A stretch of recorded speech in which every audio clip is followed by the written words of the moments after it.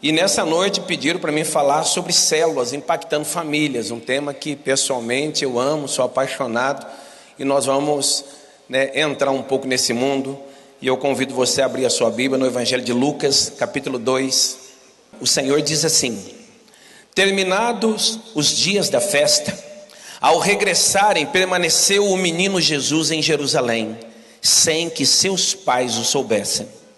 Pensando, porém, estar ele entre os companheiros de viagem, foram caminho de um dia, e então passaram a procurá-lo entre os parentes e os conhecidos. E não o tendo encontrado, voltaram a Jerusalém à sua procura. 3 dias depois, o achou no templo, assentado no meio dos doutores, ouvindo-os e interrogando-os. Você pode dizer amém? Amém. Nós estamos há 14 anos trabalhando com células. E desde quando nós entramos na visão celular, começamos a investir em células, começamos a perceber que células é uma excelente ferramenta para alcançar famílias. Nós começamos então, dentro desse ministério, a investir em ferramentas que de certa forma pudesse alcançar famílias. No início, há 14 anos atrás, nós tínhamos uma igreja de mais ou menos 300 pessoas e tínhamos naquela época 20 grupos familiares, aquilo que nós achávamos que era células, mas não era. E a igreja, graças a Deus, ia muito bem. Mas havia um grande problema entre nós não conseguíamos romper um número de 300 pessoas. A gente trabalhava, eu me lembro que gastava boa parte do ano investindo em evangelismo, em programação que pudesse nos dar fruto, e tínhamos um bom sucesso. Muitas vezes batizávamos durante aquele ano 50, 60 pessoas, para uma igreja que tinha 300, era um número muito agradável. Mas chegava final do ano ou no início, a gente fazia o censo dentro da igreja e o número ainda continuava o mesmo. A igreja não crescia, porque entrava gente, mas também saía gente. Esse era um grande problema. Entramos na visão celular, começamos a trabalhar acirrado. Foi muito difícil os primeiros anos. Perdemos muita gente que não concordava, que discordava da visão. Enfim, foi bastante complicado. 7 anos aproximadamente depois, nós alcançamos 1000 células. E nós tínhamos uma igreja com aproximadamente 5.000 pessoas. Eu pessoalmente estava inserido em trabalhar com os casados, com famílias.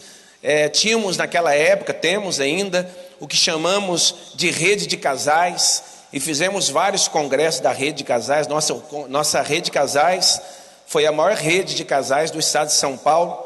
E tínhamos só na rede de casais mais de 100 células. Sabendo que são casados, então são mais de 200 células, entre homens e mulheres.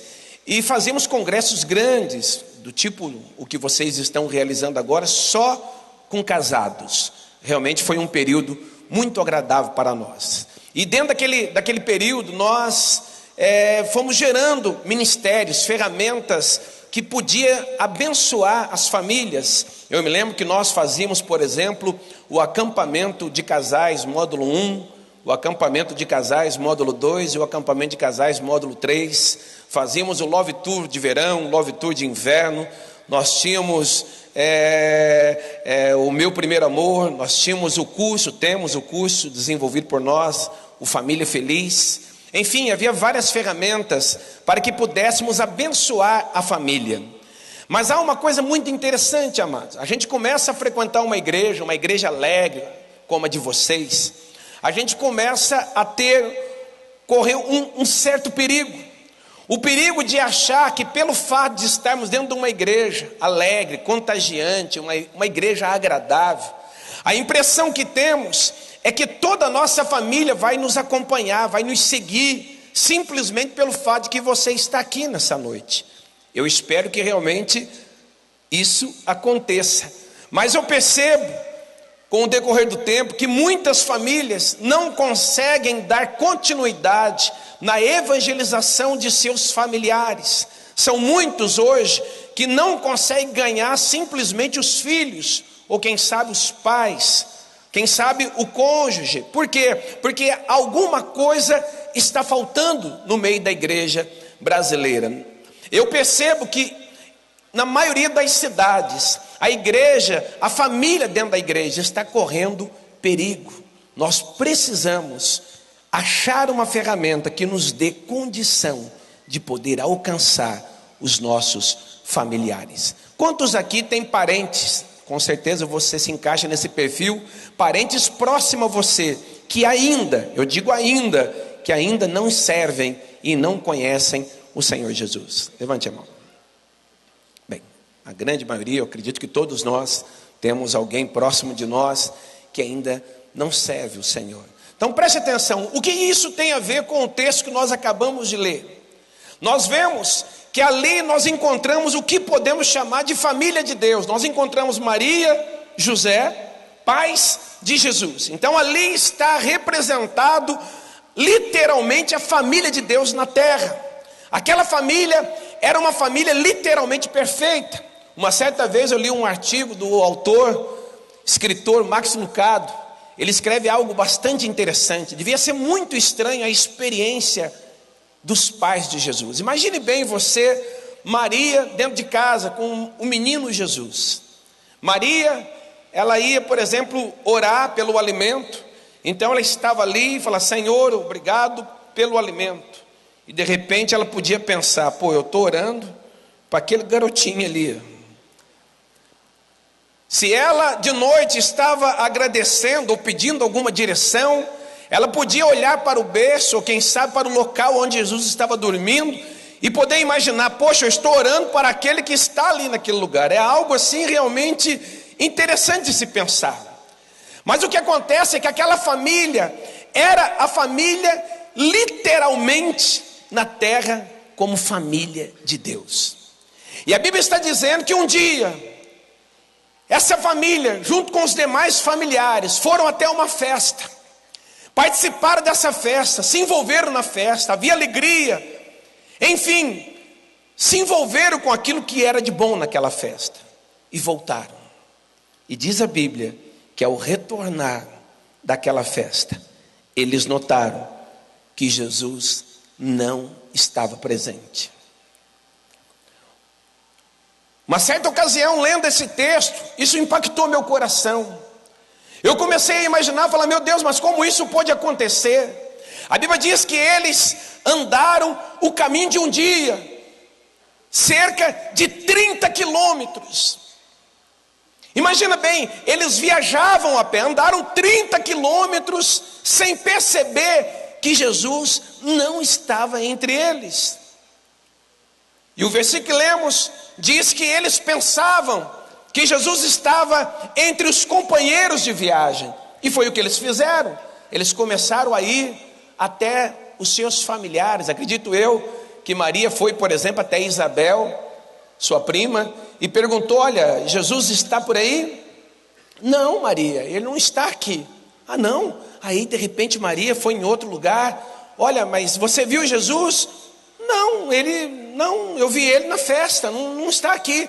E aí Maria foi ali, foi aqui, e de repente percebeu: Jesus não estava presente. E isso trouxe uma grande aflição no coração daquela família. O que Deus me mostra nesse texto, amados, é que mesmo estando participando de uma igreja alegre, envolvida, uma igreja que contagia, que é gostoso estar presente, nós corremos o risco de perder a presença de Deus no nosso meio, se você não tomar os devidos cuidados. E aí, diante de toda essa correria, eles decidiram voltar atrás, decidiram voltar ao lugar de origem para poder tentar descobrir aonde eles tinham deixado o menino Jesus. Eu sou casado há 27 anos. E quando nós nos casamos, eu e a minha esposa Patrícia, que gostaria muito de estar aqui, mas não pôde vir, que está lá cuidando da igreja, quando nós nos casamos, a Patrícia, ela tinha um dom especial para mexer com criança. A Patrícia sempre foi envolvida com crianças. A gente ia fazer evangelismo e aonde a Patrícia estava, aparecia criança. Criançada, nem sei de onde vinha. De repente tinha um grupo já reunido em volta dela e ela tinha muita facilidade de cuidar desse ministério. Aí quando nos casamos foi algo natural, queríamos filhos, porque era uma paixão natural no nosso meio. Mas a Patrícia não engravidava. O tempo foi passando e nós começamos a buscar meios, recursos para que esse sonho nosso fosse realizado. Mas a Patrícia demorou 11 anos para poder engravidar. Nós nos casamos em 86 e foram 11 anos para que pudesse vir a primeira gravidez. Mas antes da Patrícia ficar grávida, muita coisa aconteceu. E eu me lembro que numa certa ocasião, uma pastora conhecida nossa ligou para ela e disse o seguinte, falou: Patrícia, Deus mandou te dar uma palavra. Ela falou: mas pode dizer então. Deus mandou te dizer que Ele já separou os seus filhos para você. Ele já tem os seus filhos separados. E aí foi uma alegria, a gente ainda não entendia muito bem o que ia acontecer. Não passou muito tempo depois dessa palavra, dada por telefone. Eu tinha uma irmã com 33 anos, a Vera. A Vera, de repente, passou mal e teve um ataque fulminante. E a Vera morreu. A minha irmã, ela era separada até então e deixou 3 filhos órfãos. 2 meninos e uma menina, mais ou menos na faixa etária de 10 anos. 11, 10, 8, se não me falha a memória. Isso foi em 92.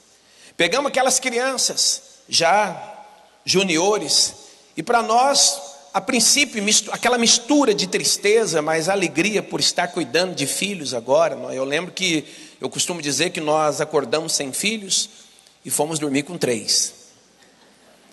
E quando nós começamos a criar as crianças, nós começamos a realizar neles aquilo que nós sonhávamos como pais.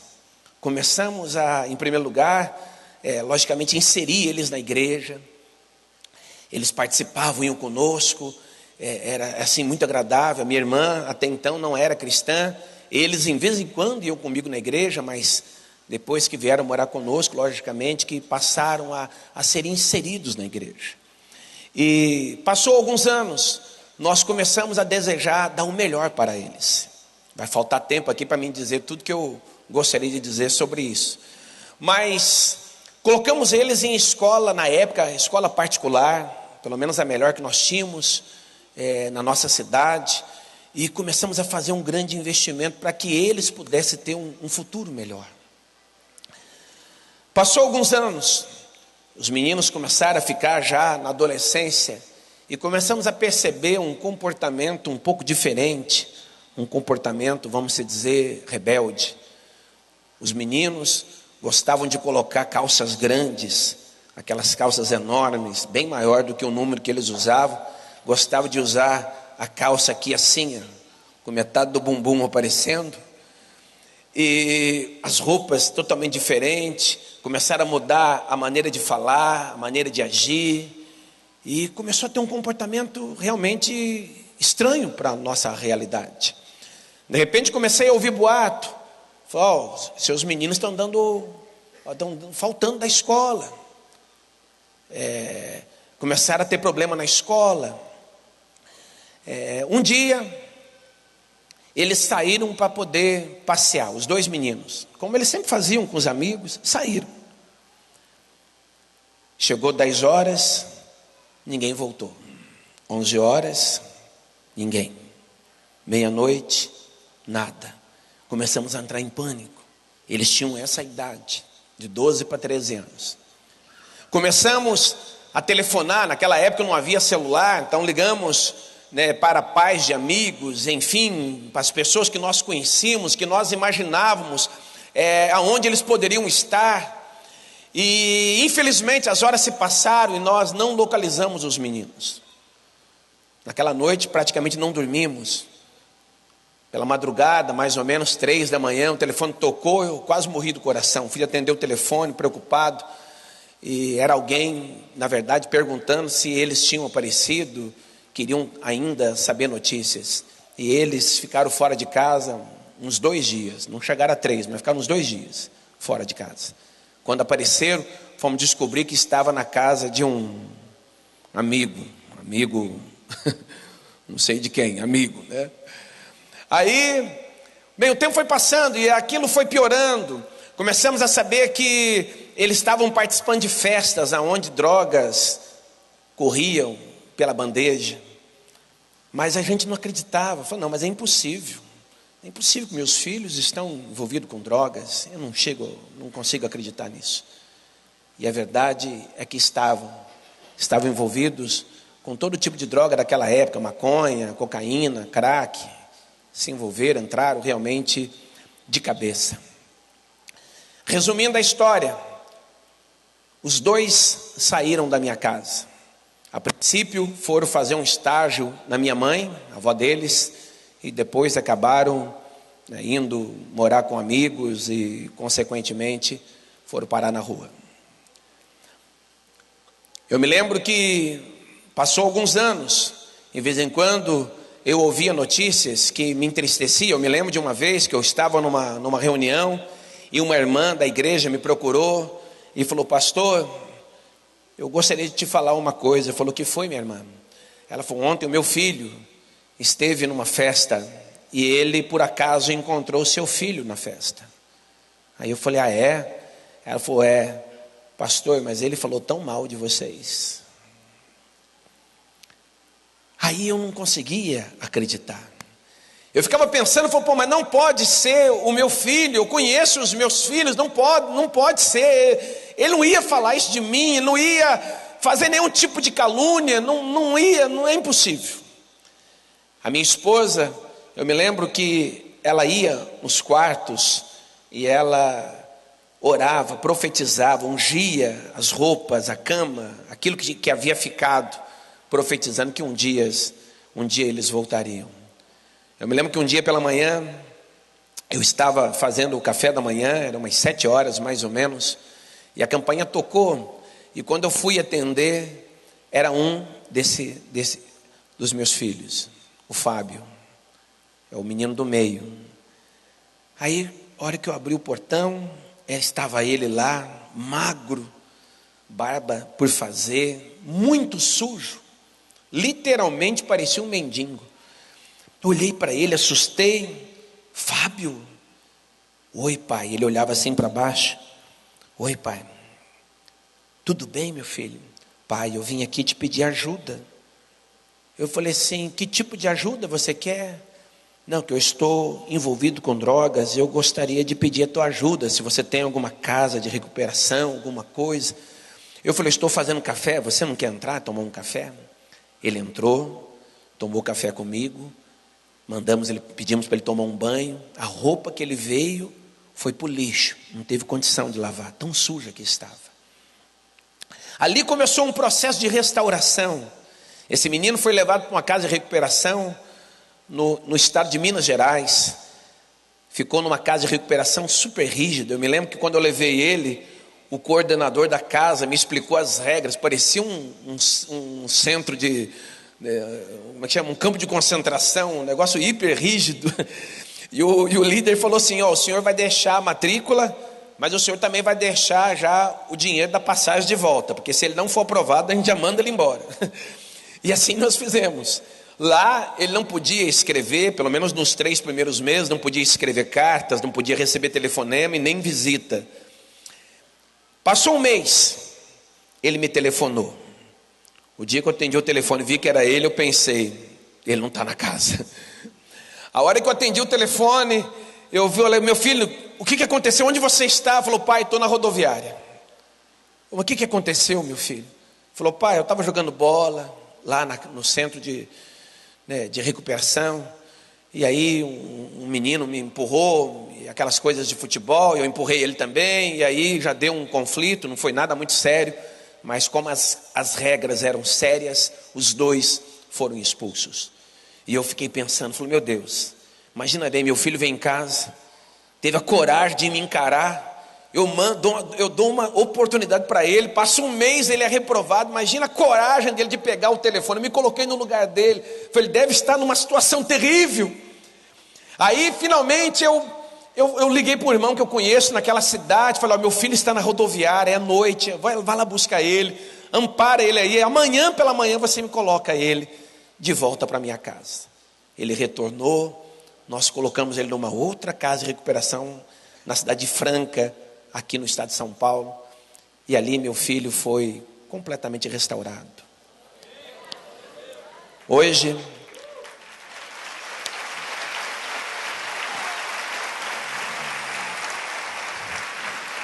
eu quero dizer para você que o Fábio é casado com a filha de um pastor, enfermeira padrão, formada na USP, são um casal super abençoado, tem um peso tremendo por jovens, por missões, e até meio do ano, se Deus permitir, o Fábio vai estar comigo lá em Santa Catarina, me ajudando a implantar a igreja que nós estamos semeando naquela terra.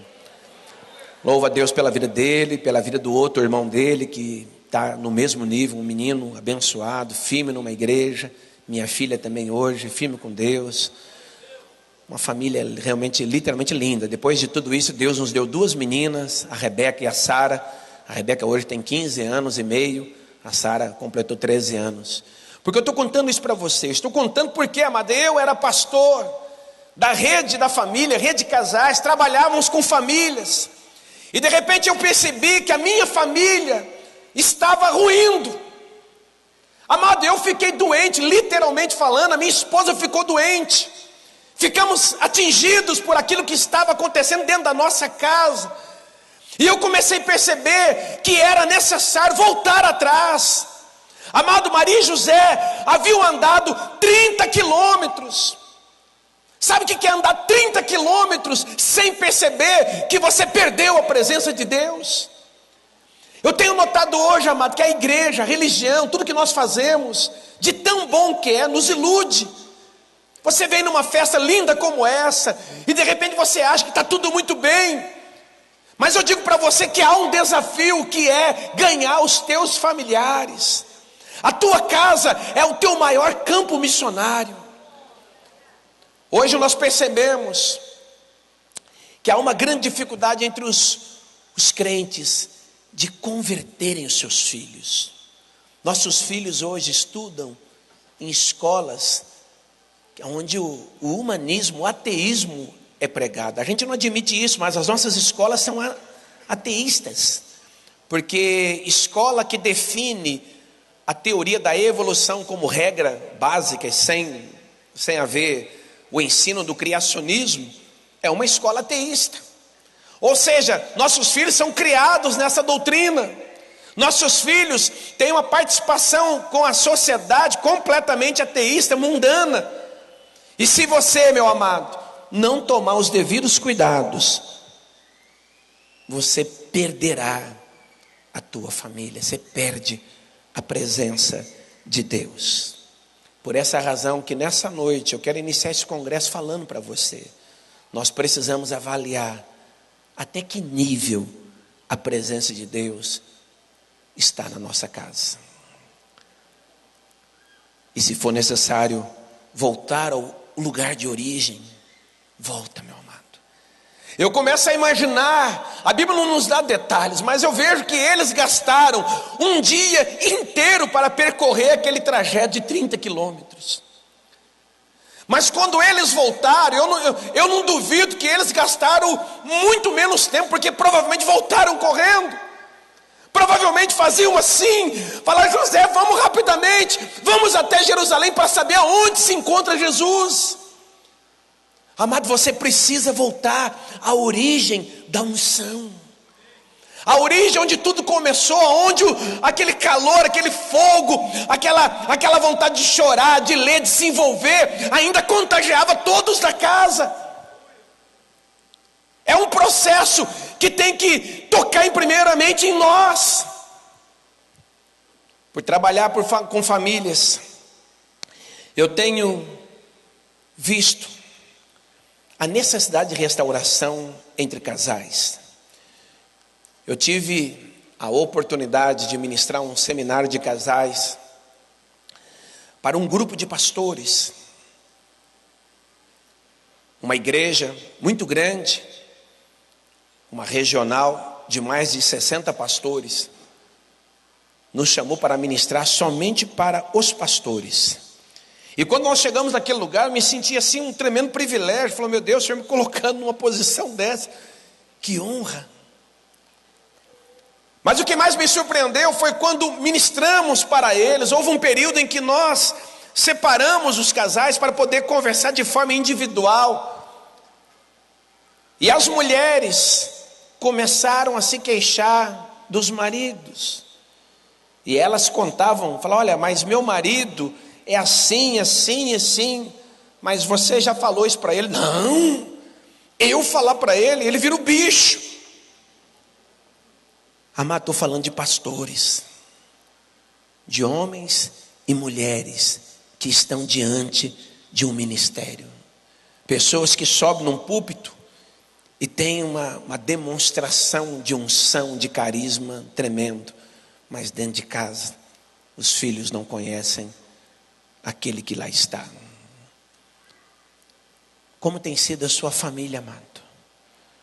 Como tem sido o relacionamento familiar entre pais e filhos? Amanhã eu quero ainda dar uma pincelada sobre esse tema. Muitas vezes nós estamos descansando da seguinte forma: o marido pensa, minha mulher, ela tem contato com os filhos mais do que eu, então é papel dela, é obrigação dela ensinar as crianças o caminho que deve andar. A mulher às vezes pensa, ele é o cabeça do lar, então que ele cuide, que ele represente Cristo no lar. Os filhos, por sua vez, começam a pensar, meus pais são adultos, então eles que têm a responsabilidade de manter o padrão, manter a santidade, enfim, o caminho, a direção, tem que vir da parte deles.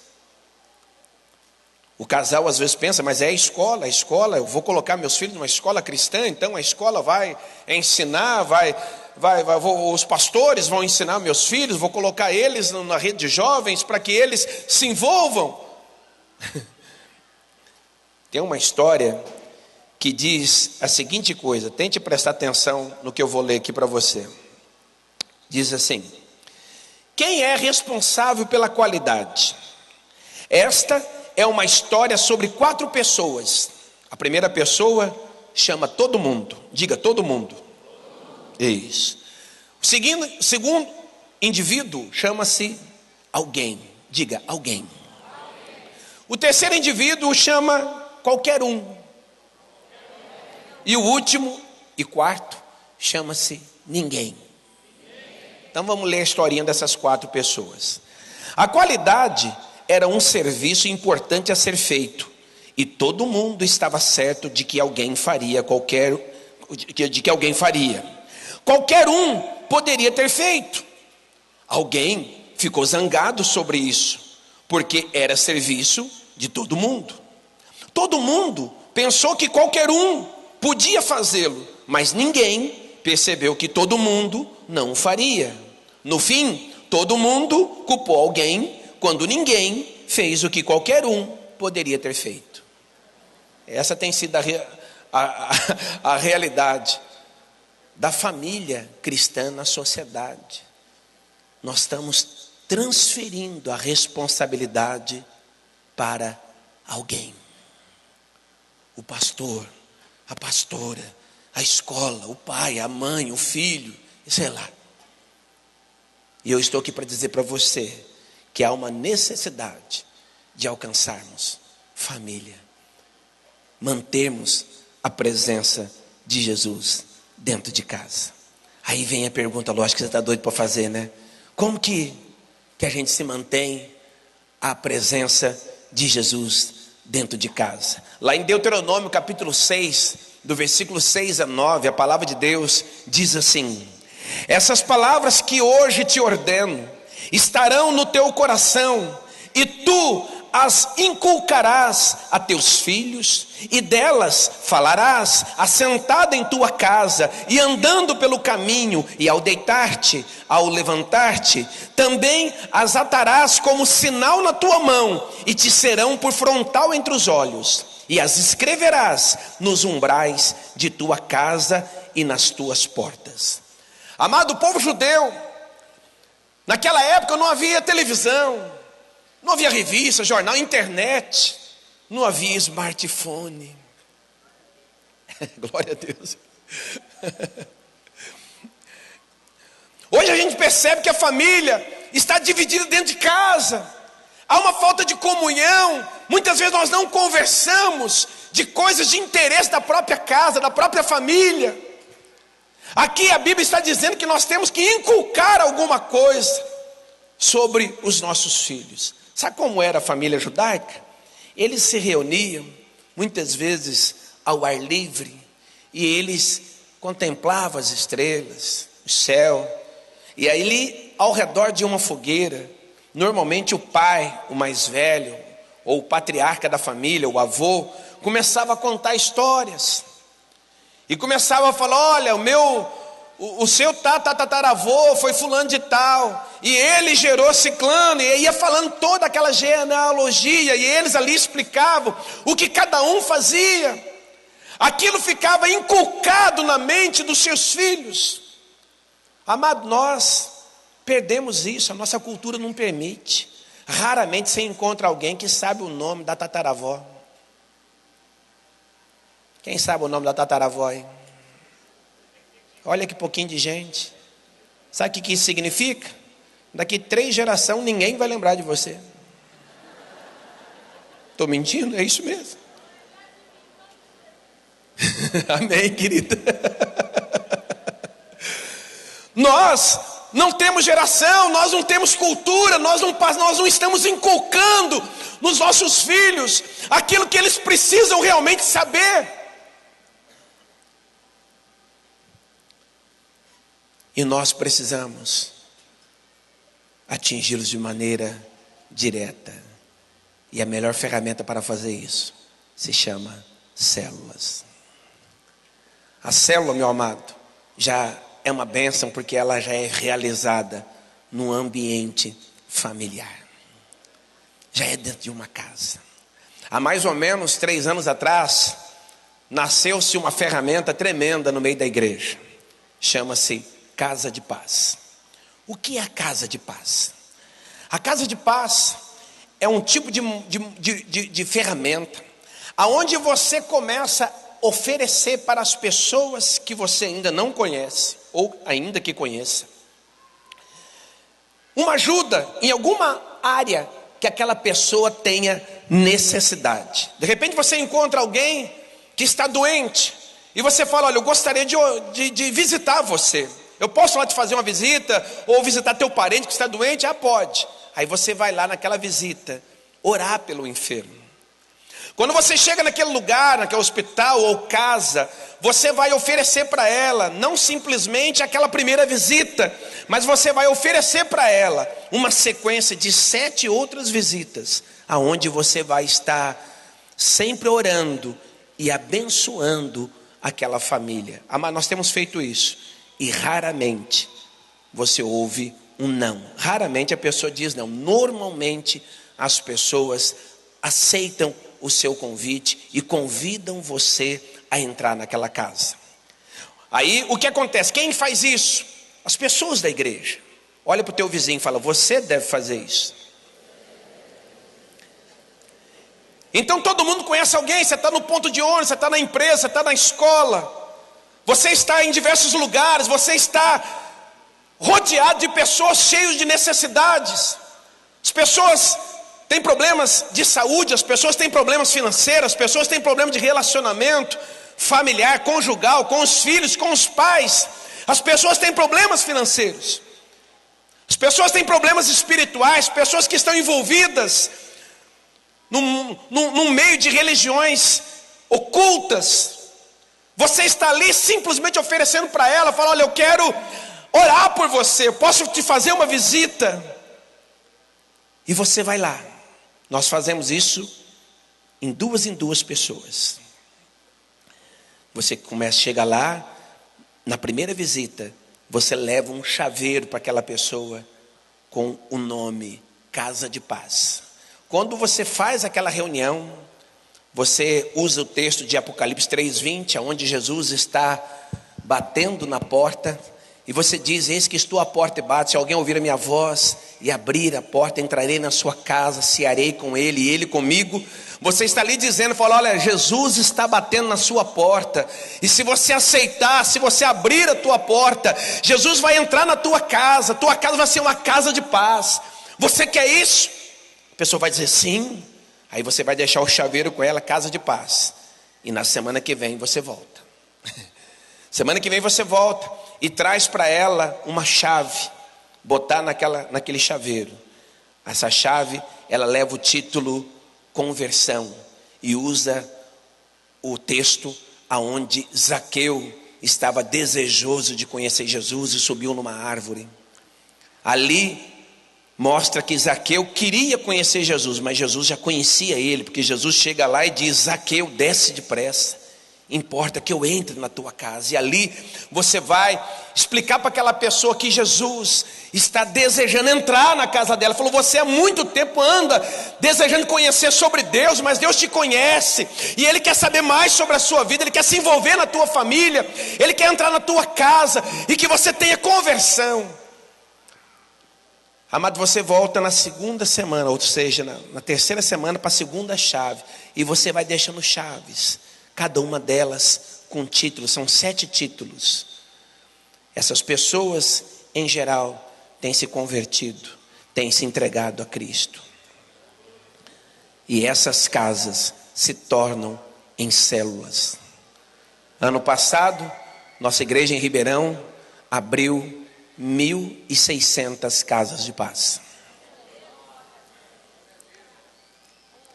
Quando as casas estavam abertas, houve um momento em que nós queríamos mostrar para aquelas pessoas que elas deveriam ou se tornar uma célula, ou fazer parte de uma célula.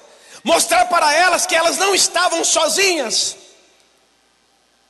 Nós temos um programa pela televisão, pela Rede Bandeirantes, lá em Ribeirão Preto, no domingo pela manhã, às 8 horas da manhã. E uma dessas reuniões foi programada para ser realizada nesse horário. Então, 1.600 casas de paz reunidas no mesmo horário. Aí, liga a televisão, o pastor estava lá falando. Aí, num determinado momento, houve um comando. Falou: você quer saber onde tem uma célula? Naquele momento foi dado um comando para que toda célula queimasse, estourasse fogos de artifício. E aquilo começou a estourar por toda a cidade no mesmo momento. E as pessoas nas casas começaram a ouvir no bairro dela: olha, aqui tem, olha, lá também tem, olha, ali está acontecendo o que aconteceu. As pessoas começaram a perceber que elas não estão só, Deus se interessa por elas. Amado, nós tivemos um encontro com Deus, com 600 pessoas, frutos dessas casas de paz. Tem sido uma ferramenta simplesmente tremenda para alcançarmos vida na cidade. A minha filha, Rebeca, olhou para mim: pai, posso começar uma célula? Eu falei: mas ontem? Pode, já demorou já. Aí ela começou uma célula.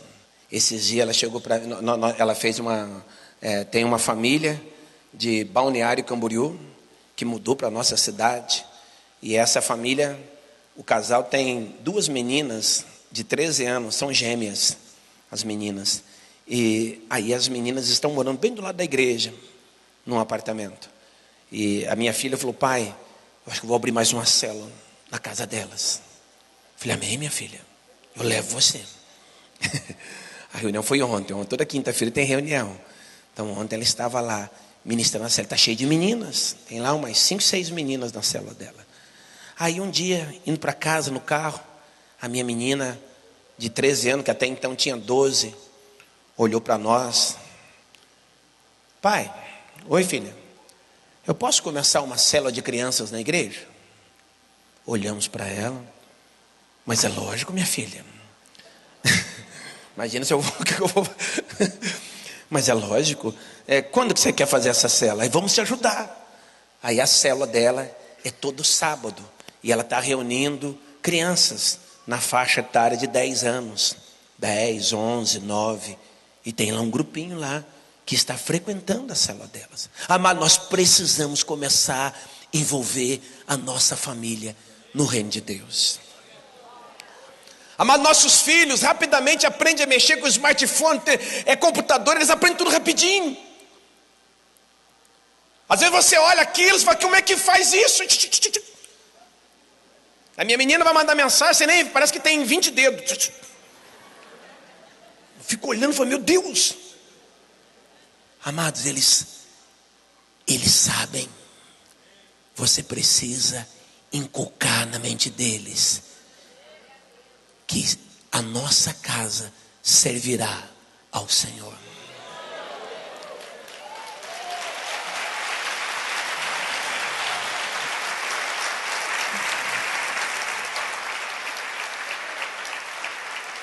Foi o que Josué falou.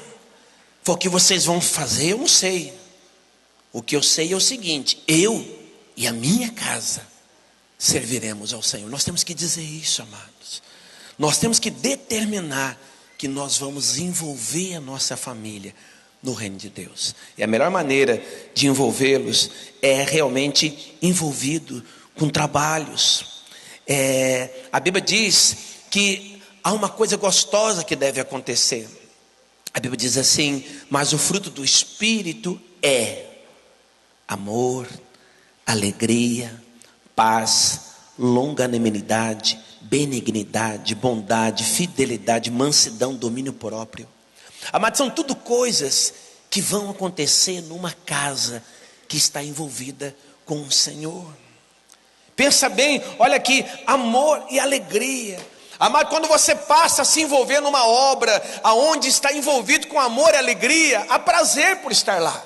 Esses dias nós falávamos na igreja que a Bíblia diz que Jesus fala, olha, nós temos que ser filho e não servo, porque o servo não fica em casa, o filho fica. Amado, o que mantém o indivíduo no reino de Deus é ele se tornar filho. O servo, ele faz as coisas por obrigação. Está na hora de ir para a igreja. Hoje é dia de culto. Será que esse cara aí vai falar muito ainda? É tudo assim muito mecânico.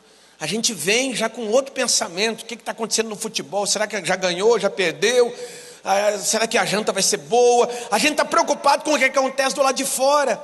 O filho, amado, ele sente prazer, ele tem amor, ele tem alegria. Ele não vem na igreja porque é obrigação, ele vem na igreja porque ele sente amor, alegria, ele sente paz. Há uma coisa que atrai ele para esse ambiente. Você consegue entender isso? Por essa razão, nós precisamos envolver a nossa família em nome de Jesus. Bem, já indo para os finais, a Bíblia diz, porque nós somos para com Deus o bom perfume de Cristo, tanto nos que são salvos como nos que se perdem. Amado, você tem que exalar o reino de Deus por onde você anda. Sabe quando alguém passa perfumado num lugar e você às vezes nem vê a pessoa, mas o cheiro dela fica naquele ambiente, né? O cheiro bom, e quando é cheiro ruim também fica, né?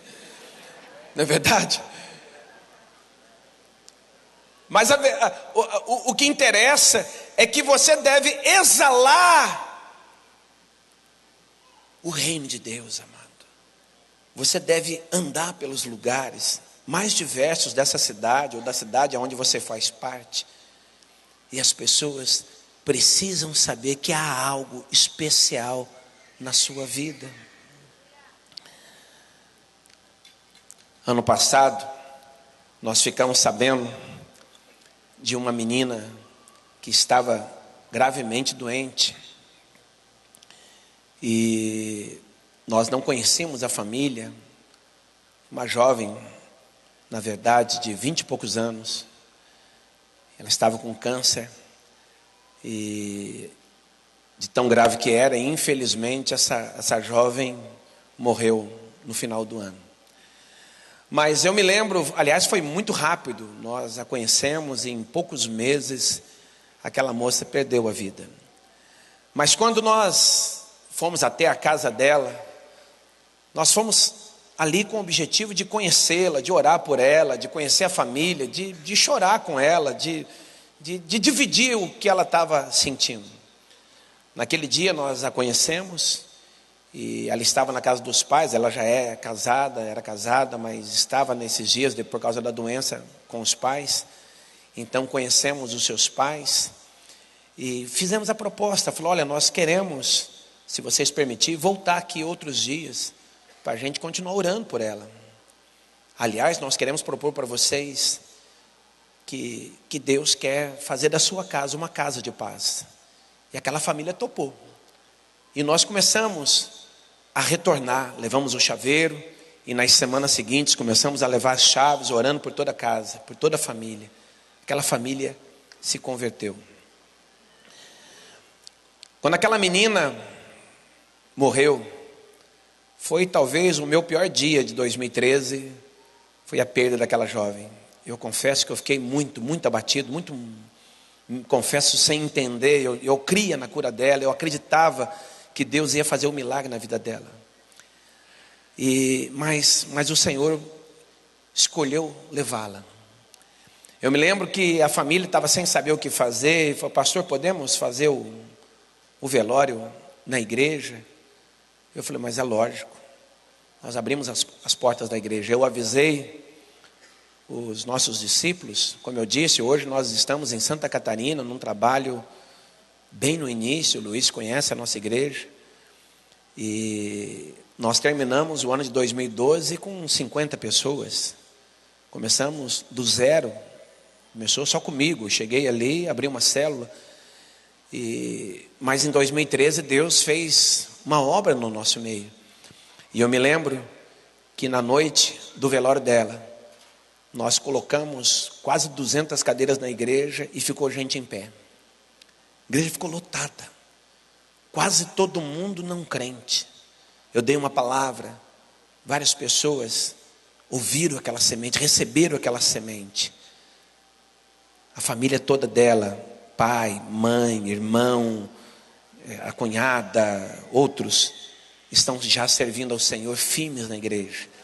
E aí outra parte, tios dela, começaram a buscar aconselhamento da nossa parte. Abrimos uma nova casa de paz, começamos uma nova célula, uma célula que está frutífera. Hoje, uma das células multiplicou. Essa célula hoje é uma célula de homens e uma célula de mulheres. Nós tínhamos 5 células na igreja.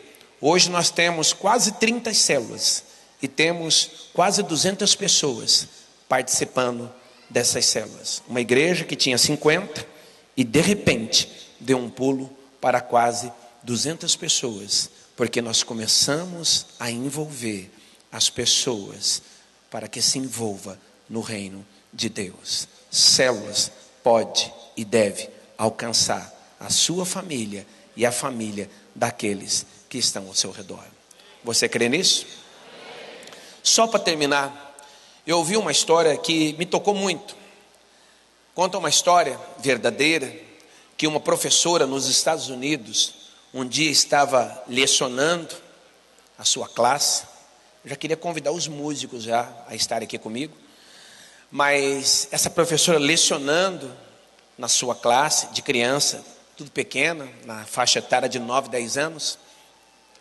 Houve um momento em que a professora percebeu que a criançada estava meio sem controle. As crianças estavam agitadas, barulhentas. E ela teve uma estratégia. Ela pegou várias folhas, entregou uma folha para cada aluno. E ela disse deu uma tarefa para aqueles alunos. Falou: vocês vão pegar essa folha, vocês vão colocar o nome de cada amiguinho que você tem na classe. E logo após o nome do seu amigo, você vai colocar as qualidades que você vê nele. Por exemplo, o Andrei. O Andrei é amigo, é fiel, ele é agradável, é uma pessoa bonita, uma pessoa inteligente. Enfim, começar a escrever todas as qualidades que você vê na vida daquele amigo. Então foi um trabalho tenso, porque imagina uma classe com 25, 30 alunos, você colocar 25, 30 nomes numa lista e ter que colocar cada qualidade. Então as crianças ficaram em silêncio por um bom período, o restante daquela aula, caprichando o que eles viam de bom naqueles amiguinhos. A professora pegou esse trabalho, levou para casa e ela recortou e selecionou nome por nome e colocou tudo num papel só, num lugar só. E ela, na aula seguinte, entregou para cada aluno correspondente. Então o Fábio ganhou o papel correspondente a todos os elogios que a classe via a respeito dele. Foi assim que foi uma emoção, porque as crianças pensavam: poxa, mas eu não sabia que eles pensavam assim de mim. Olha, eles me acham bonito, olha, me acham inteligente, olha, eles me acham agradável, gostam de brincar comigo. Aquilo foi tremendo. Aí foi assim que passou muitos anos. Aquela professora se aposentou, enfim, já nem dava mais aula. E aí ela recebeu um telefonema de uma família que tinha perdido um filho na guerra. E aquela família falou: olha, o meu filho estudou com você e ele gostava muito de você como professora. Eu gostaria que você estivesse presente no velório do nosso filho, seria extremamente importante. E aquela professora foi assim, quando ela chegou naquele lugar, ela encontrou um ambiente de muita tristeza, porque era um ambiente onde havia muito choro, muita lágrima, e coincidentemente, boa parte dos alunos, ex-alunos dela, estavam lá também, porque eram amigos daquele rapaz. Foi que eles foram até o cemitério, sepultaram aquele jovem, e quando eles retornaram, os pais daquele garoto procurou a professora novamente. Falou: nós gostaríamos de falar algo para você. A sua vida foi muito importante na vida do nosso filho. Foi quando ele foi morto na guerra, ele tinha nas mãos um papel. Aí tirou um papel amarelado, todo amassado, e entregou para ela. Era o papel que ela tinha feito na escola quando eles eram crianças. Aí, os demais amigos que ali estavam começaram a chorar. E um disse assim: eu também tenho o meu guardado na minha carteira. E um outro lá falou assim: olha, o meu fica no criado mudo. E enfim, todos eles começaram a compartilhar que eles guardavam aquilo como se fosse o maior tesouro do mundo. Sabe o que é isso? A gente começa a inculcar naqueles que nós amamos as qualidades que eles têm. Amanhã eu vou falar um pouco mais sobre isso. Mas inculcar nos nossos filhos, inculcar no na nossa esposa, no seu esposo, inculcar nos seus parentes aquilo que é precioso. Meu amado, você tem a chance de voltar atrás, aonde Jesus ficou para trás. Pastor, mas eu sou pastor da igreja tal, eu sou líder, eu sou... Amado, você não é mais que Maria e José. E Maria e José perderam a presença de Jesus. Se eles perderam, toma cuidado que você pode perder também. Você precisa todo dia olhar se Jesus continua presente na sua casa.